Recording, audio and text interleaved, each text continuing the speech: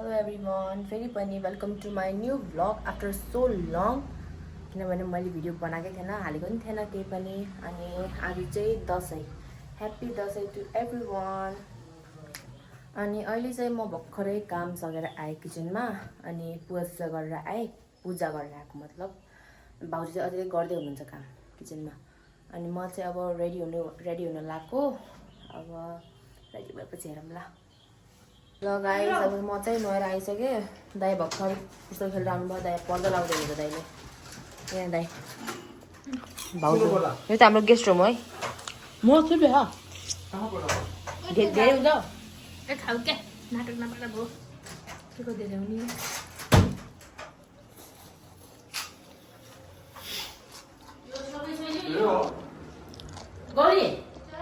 Mummy हुनुहुन्छ,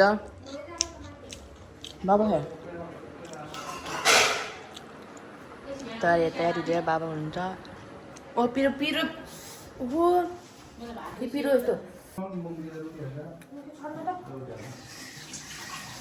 खै चलाउनेमा दिँदैन। हात पुग्दैन। यो चाहिँ मैले हाम्रो देउतालाई चरण दान छु। फेरि जुठो भइसक्यो, खाइसकेको चट्नी मैले अघि नदिने क्या। त्यही पनि मलाई माफ गरिदिनु होला।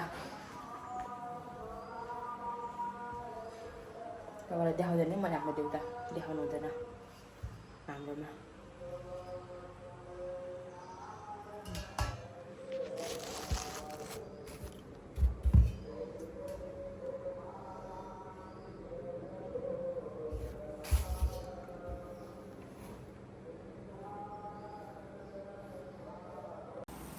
यहाँ चाहिँ मम्मीले सेलरोटी पकाउँदै हुनुहुन्छ गाइस।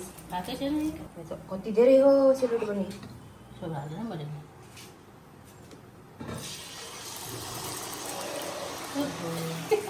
हाम्रो म्याम जानु न भाउजू।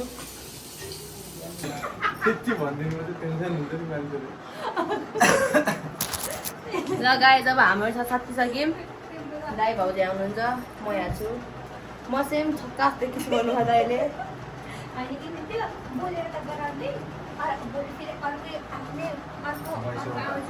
हाल्दैन। मिनी ब्लगमा पोकेर वाट्सएपमा हाल्ने भनेको त। चाहिँ अब टिका लगाउँछौँ।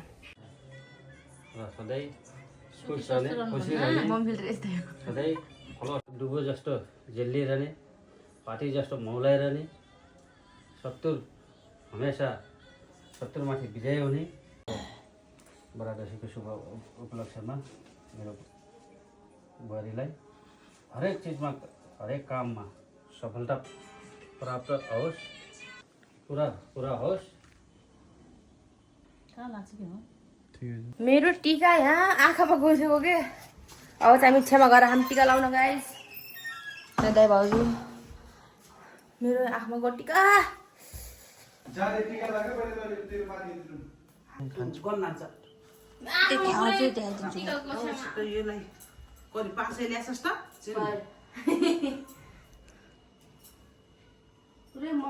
अलिक धेरै किलो बनाउनु भयो क्या। जे भनौँ उही पुगोस्। आँटे टाढे सबै जुङ्गल जे भन्छ उही पुगोस्। राम्रोसित उ गर्ने।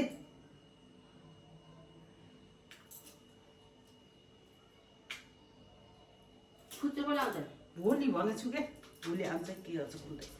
ल 500। ल गाइस, अब टिका लगाएर भ्याइयो। अब चाहिँ हाम्रो खाना खान्छौँ अनि जान्छौँ काइडामा घरमा, मेनका दिदी घरमा। हो आँखाभरि पनि पानी गइदिएको। पुरै वरिपरि सब ठाउँ चामल भयो। यहाँ चल्दैन म करा भनेर रोको टिका लाउँदा बाबाले। म त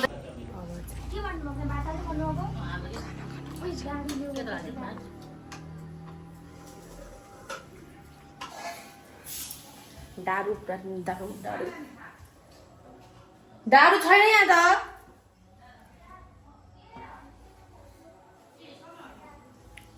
चाहिँ अब खाना खान हम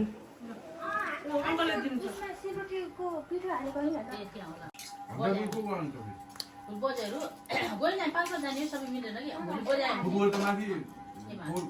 चाहिँ हाम्रो जान्ला छ हाम्रो बाजे घर बाबाकोटी टाइम आमा म हाम्रो जेठी आमा मेनुका दिदी हाम्रो काइलेबाट जेठा अगाडि जानु भइसक्यो पुग्न लामा हाम्रो पनि मलाई हेर हाँसियो अब चाहिँ हामीहरू पुगेर देखाउँछु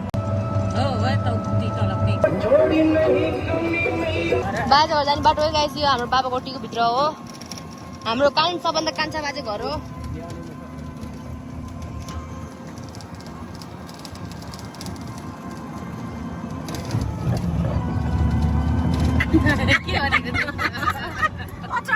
अघि हामी ढोकर चाहिँ भयो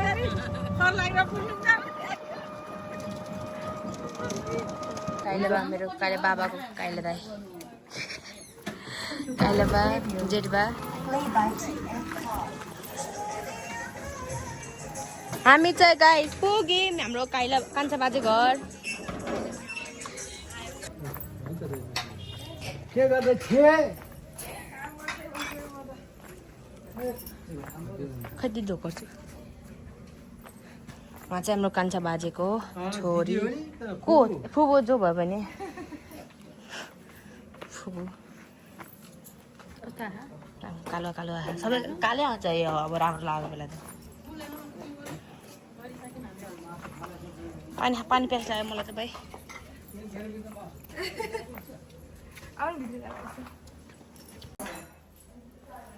खेल्न लगा न तर्कै बाँधेर त्यो कमेडी देखेर जाने नि भन्दा हामी चाहिँ बाबाको नि यहाँ बाजेको नि पुरै यहाँ फोहोर भाँडेछ भर्खर पुग्यौँ बाबा बाजे घर बाबा भनेर अगाडिबाट बाजेको कोठामा एसी रहेछ क्या एसी त आफ्नो आएको आमा जेठी आमालाई पोज दिनु चिज होइन के पो खोइ पनि सोध्नु नि हेर के भन्छ च्यास हुन्छ फुपू हाम्रो गाई हाम्रो बजे पनि आउनुभयो उठ ओए भाँच्चीलाई खाटे भाँच्चालाई टेन्सन अर्का बुठ्यो ओए ढोकर न ढोकर्दैन बजेलाई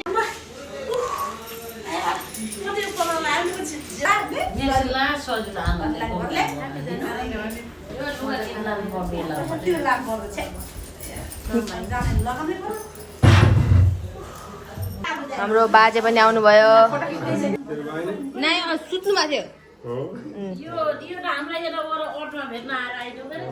सुरु भइसक्यो बाजेले बुहारीले अब हाम्रो काइले आमाको पालो मेरो बाबा मम्मी आउनु भएन सुत्नु भएको थियो त्यही भएर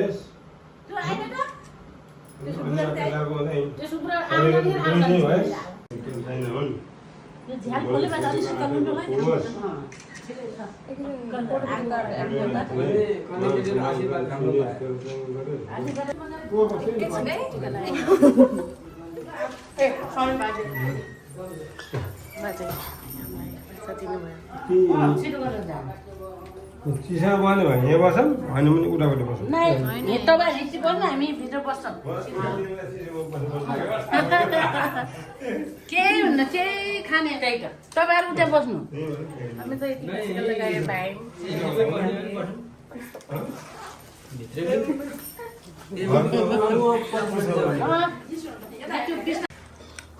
यहाँ चाहिँ खानपिन भइरहेको बाजेहरूको जेठबाहरूको काइला बाबा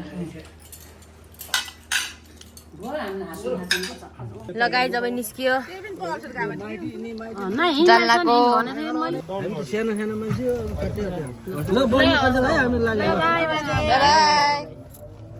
लाग्यो हेलो गाइस म फेरि हल्दरपुर आइसकेँ दिदी घर आज दिदीले जाऊँ भनेर म दिदी घर आएँ दिदीको साथी प्रतिका दिदी अनि म आएको फेरि आउने बित्तिकै अब हाम्रो चाहिँ जान्ला हाम्रो अर्को दाइको घर लोके दाइको घर खाना खाना देखिनु भयो रहेछ अनि अब अगाडि हुनुहुन्छ काइले बा काइले आमाहरू जेठबाहरू भोलि पनि छ मैले टिका लाउन खासमा भोलि बिहान लाउँछु टिका दिदी घर अब